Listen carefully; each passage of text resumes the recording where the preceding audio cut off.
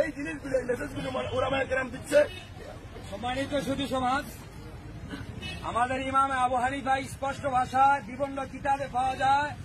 ইমামে আবু হানিফা রহিমাহুল্লাহু তাআলা নবী আলাইহিস সালাতু ওয়াস সালামের স্ত্রী উম্মে সালমা রাদিয়াল্লাহু তাআলা আনহার দুধ পান করেছে।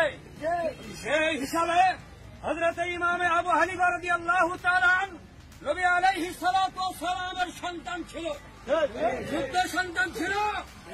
কিন্তু আমাদের ইমাম আবু হানিফা এই ৯২% মুসলমানদের দেশে যে ইমামে আবু হানিফা রাহিমাহুল্লাহু তাআলাকে আমরা সকলে শ্রদ্ধার পাত্র হিসাবে দেখি, সকলেই তাকে শ্রদ্ধা করি, সকলেই আমরা তার মাযহাব অনুসারী কিনা বলেন।